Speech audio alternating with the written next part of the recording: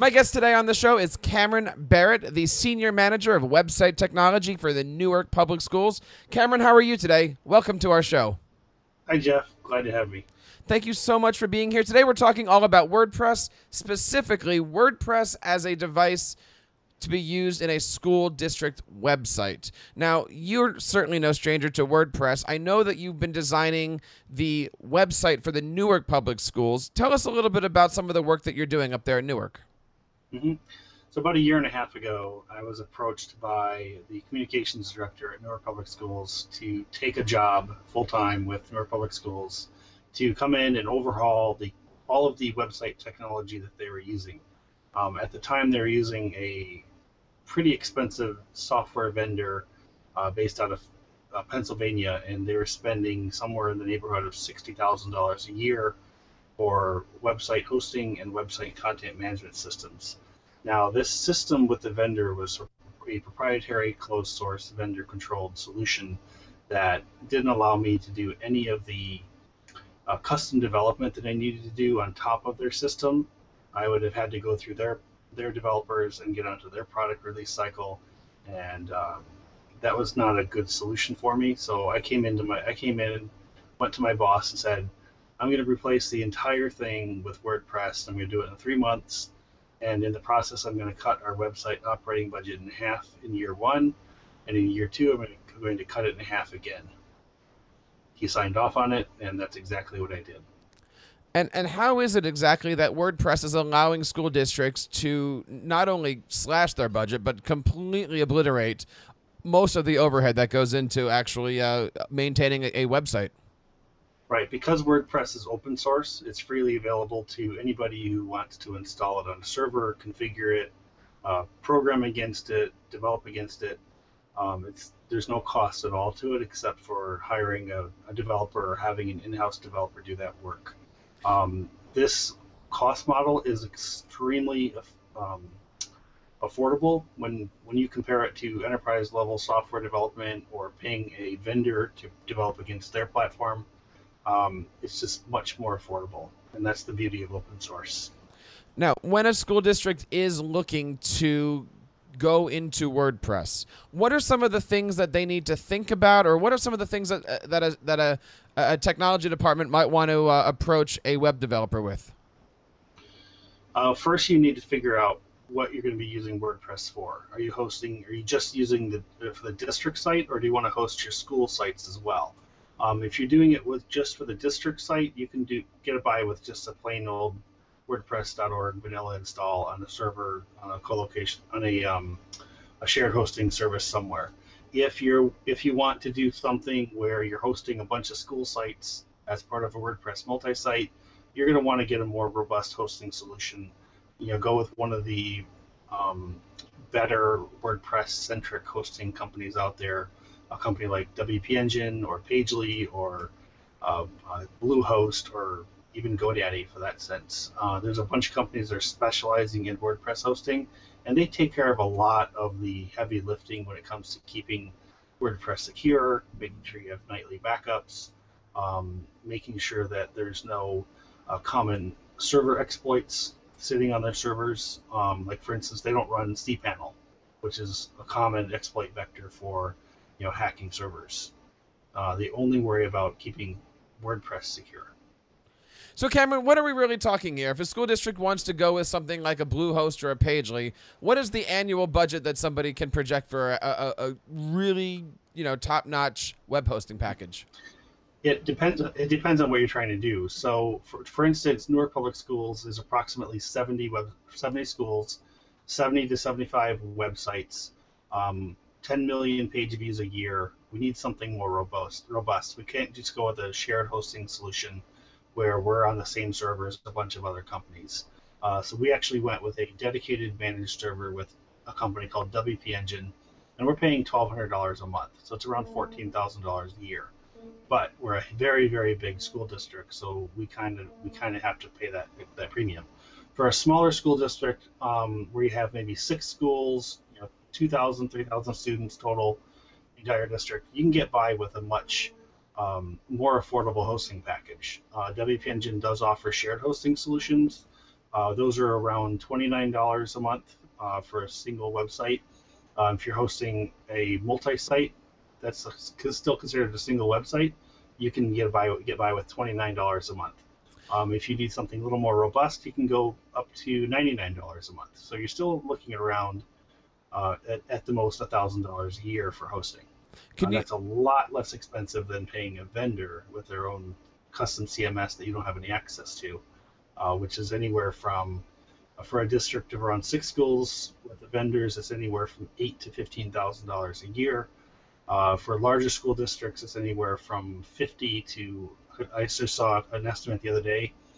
There's a big school district down in Florida, around 90 schools, and they're ready to sign a contract with a vendor for $750,000 over 5 years. That's crazy amounts of money for a vendor solution. I can go in with WordPress or the same district and say, for year one, I'm going to cut this down to around $60,000 or $70,000. Year two, I'm going to cut that in half again. So for larger districts, the cost savings go way, way up. And is the cost savings basically because you're not paying for somebody to actually sit there and develop the site? It's already put together. It's just a matter of maintenance and maintaining. You're not paying for the vendor's proprietary solutions. You're paying basically for upfront development cost against WordPress. So any custom development you need in WordPress, you have to pay for. So if you're doing custom configuration, if you're doing custom, like a custom plugin that you have to pay for, that's $5,000 or $6,000 or $10,000 depending on what you need. The build out for a large district for WordPress is anywhere from $15,000 to $40,000 to $50,000. That's the year one cost. Year two is a lot less. For a smaller district, if you want to use a canned template or a canned theme, modify it a little bit, migrate your content, it could be as low as $5,000 for year one. Now, let me back you up just a second here, because I'm sure people that are listening to this have a few questions. You said a few things that I want to ask you to clarify a little bit. The difference between WordPress and multi-site, what do you mean by that? So WordPress by itself is just a single website, right? But WordPress also has something called WordPress Multisite. And that basically allows you to host an unlimited number of websites under a single WordPress installation. Does that make sense? That makes sense. And for many people who are interested in getting into WordPress, maybe they're familiar with either WordPress.com or maybe they're familiar with EduBlogs or even KidBlog. Those are all... EduBlogs in itself is a very, very large WordPress multi-site.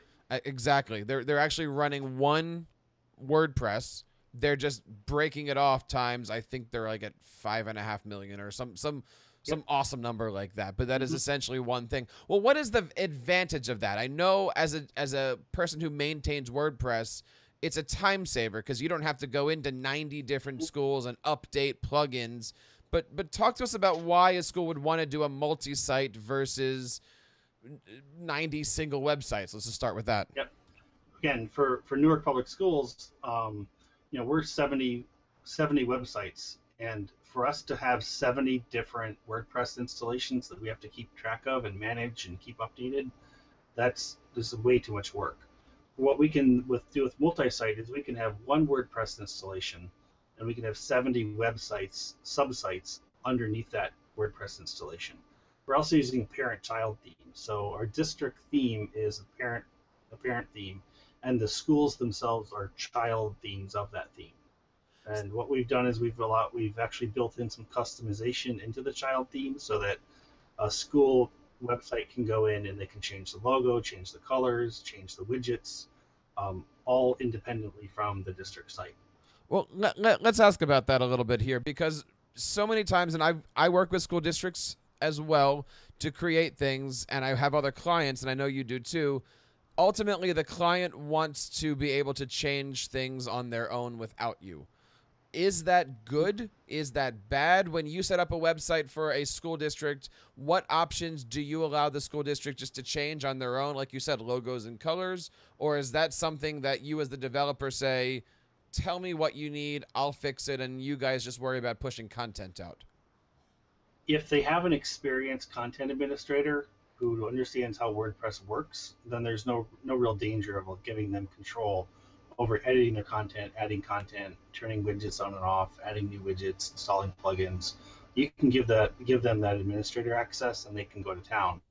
The nice thing about having backups is that if they break something, you can just roll back to the most recent backup. That's very critical when you're thinking about hosting. Make sure you have nightly backups so that if anything does break, you can always roll back and you only lose one day's changes. And when somebody does approach a developer for redesigning a theme, what are some of the things that you usually ask a school district to have ready? As far as logos, graphics, overall concept. I mean, it's easy for somebody to come to a website developer and say, well, I want a really nice website. Come back with a proposal. You tell me what you want it to look like. What's the best way to work with a developer? Most of the districts, because they already have existing websites, you're not doing a brand new website. You're doing a migration from one site from one platform to another. So you can actually take a look at what they currently have, figure out what their information architecture looks like, and then migrate that directly over to WordPress in a variety of ways. You can do it manually. If you're migrating content, you can use content import scripts to grab the content and import it for you. But generally, you're copying the information architecture of an existing website. When it comes to graphic design, that's basically just a matter of, are you doing something from scratch, or are you modifying a theme? If you're building a theme from scratch, you can build on top of a theme framework like Underscores or Canvas. But if you're modifying an existing theme, you're really not doing much except changing colors, changing imagery, swapping out of logos, maybe turning a footer, adding a footer or a sub footer, to the theme. You're not doing it's a lot simpler to take an existing theme and modify it than it is to build a theme from scratch. Talking today with Cameron Barrett from the Newark Public Schools. And Cameron, I want to take a moment here and show off some of the great work that you're doing over here. Let me pull up the Newark Public Schools website. And of course, you can find information out about this at nps.k12.njus. And if you're listening to this show on audio, you can head on over to educationalpodcasting.today and you can check out the YouTube video of our interview today. Cameron, take us through a little bit about this website. What is on here? How long did this take you to do? Maybe tell us a little bit about what was given to you when you took on this project that you had to migrate. All right. So when we started with migrating this website, we started with a plan of, we had to migrate all the content from an old solution. We actually hired a developer to write a content migration script that would scrape the old site and inject the content directly into WordPress for us. And it was a matter of going in as a content administrator and cleaning up the junky code that it pulled in with the content itself. This theme itself is built on top of the Underscores framework. If you're familiar with that, it's a WordPress theme framework that allows you to build very robust, responsive design themes. The big image slider is the plugin, using a plugin called Soliloquy, which is a very extensible image carousel slider plugin that we use. We're taking full advantage of the very robust WordPress menu management system. And you can see, if you roll over the red navigation, you can see we have everything broken down by department, and then over in the schools, navigating between schools, you can see we have all of our schools powered through one menu. So 70 different schools. One of the custom pieces of functionality we have here is we have a district calendar, and before what we used to have one calendar per school, and then we had a district events calendar. But what we've done is we've actually modified the events calendar so that it shows all events across all schools in one calendar. And is that all run by Google, or is that all run by WordPress? No, that's all run through a WordPress plugin called Events Manager. I want you to actually take a look at it if you click on District Calendar in the top blue bar. Sure. And does that mean that the staff is putting their calendar into WordPress, or is WordPress pulling it from somewhere else?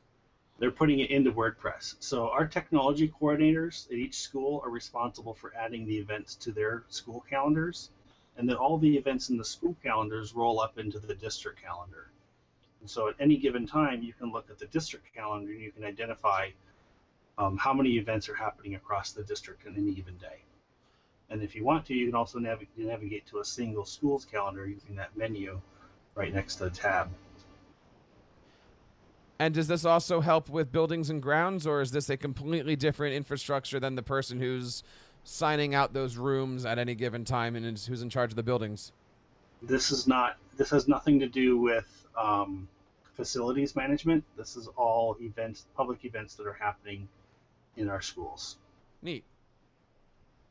Well, not just public events, but testing events. When the park testing is happening, that stuff is in there. It's basically any kind of event happening in any school, whether it's official or a testing event, or if it's a musical or anything like that. Neat. And so with something like this, if this ever needed to be updated, what is the process that a school district goes through? Do they call you? Do they just, can they go in there and update a plugin? Or how does a school district maintain their website? If a school district has a talented developer on staff, they're more than happy to work with the source code. Of course, they should be keeping the source code in some kind of a version control system. We happen to use Git, and we're hosted on Beanstalk. With the Git implementation, the connections between Git and WP Engine, we can actually develop locally on our Macs locally, and then push the software, the code from our local repository to our staging server, and then from our staging server to our production server. It's a standard development process for any software development. If a school district has that process in place, then they can certainly take advantage of it. If they don't want to have that process in place, then they need to have a developer who can put that process in place. Talk to us a little bit about, you keep saying if the school district has somebody who's a developer or somebody that's website savvy. What kind of training do you usually provide, or what kind of training do you suggest that a developer and a school district kind of work out at the same time that basically you hand over the keys and say, we're done? I would estimate the majority of the districts in this country don't have anybody on staff who can be a website developer.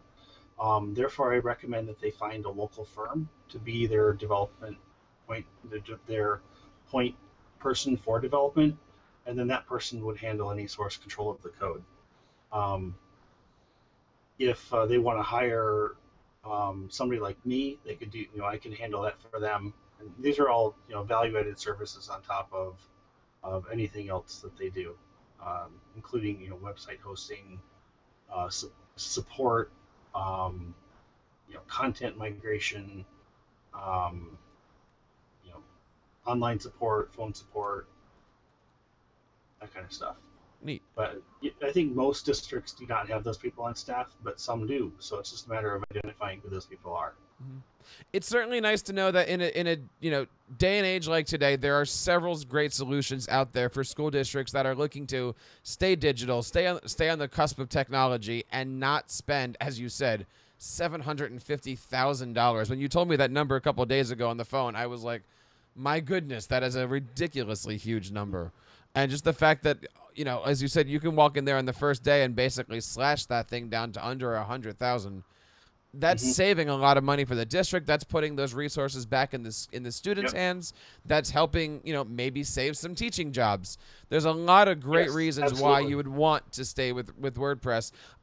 Just in wrapping up here, what advice would you give a school district that was evaluating their digital footprint out there? Why would a school district want to go to WordPress? Why would a school district really want to look into this? What's that one last pitch that you could give a school district out there that might be listening to this show? Well, there's two things I want to talk about. The first is that WordPress powers about 24% of all websites on the internet. So finding a local WordPress developer or somebody to act as the first point of contact with handling WordPress for a school district is a lot easier to do than trying to deal with the vendor who's 1,000 miles away in a different state. So it makes absolute sense for school districts to move to WordPress, one for the cost savings, but also two for finding somebody who can actually work with the system once it's been installed and is actually operational. The second is the federal E-rate money that's been paying for website hosting in school districts is going away. Last July, the FCC voted 4-3 to modernize the E-rate Act and basically made it impossible for school districts to use the federal E-rate money to pay for website hosting and website content management systems. So all of these vendors who have been charging tens and hundreds of thousands of dollars a year for these services, they can't do that anymore. The money's gone. That money is being rolled into the Wi-Fi rollout the FCC is pushing right now. It's interesting to listen to these different conversations about E-rates and money and allocations on here. And before I let you go, I know you have a mission that you wanted to bring up here, and I love this mission. And that mission is basically to help school districts get help with their hosting costs. Talk to us a little bit about some of the work that you're doing and how a school district can connect with you to learn more about the great work that you are doing on their behalfs. So there's two things I'm doing. The first is I'm starting a company called K12presser.com, which basically acts as a WordPress for schools website development and website services company that helps these school districts migrate off these expensive vendor solutions and onto WordPress. So a district who wants to migrate, they just they can email me, they can call me up and say, we need help, put together a proposal for us, and I'll submit a bid, and if I win the bid, then I'll go to work building that out for them. The second thing I'm doing is I'm also putting together a coalition of hosting companies that want to provide free or low-cost WordPress hosting for school districts. So far, I've got a couple companies interested. The company that's most interested right now is GoDaddy, as they have their own custom WordPress hosting solution that they've put into place, and I'm talking with them about doing a coalition. I'm talking to WP Engine, I'm talking to Bluehost, and I'm talking to InMotion Hosting.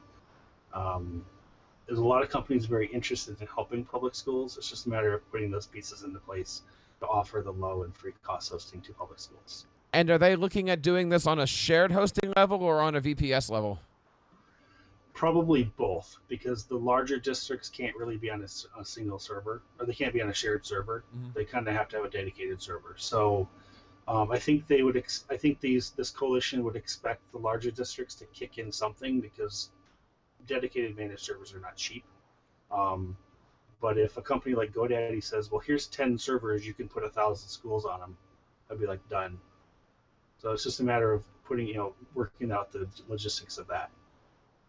And does a school district, I think we just glanced over a huge topic right there, but differences, can you just basically talk about the differences between the servers? You have a shared server, a virtual server, what are all those different kinds of servers that school districts have to look at? And is it possible for a school to have their own server on site and still be able to run WordPress? Absolutely.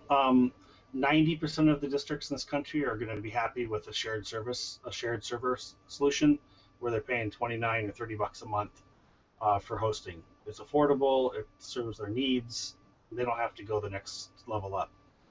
Medium-sized districts, they're going to probably want, still going to be on a shared server solution, but it's going to cost them a little more because they need more resources from the server, because they're serving more pages, the pages are heavier, the sites are heavier, there's more content. The large districts, I actually think, are going to start moving towards the VPSs and or dedicated managed servers for WordPress, and that's going to cost anywhere from $300 to $1,200 a month, depending on the hosting provider you go with.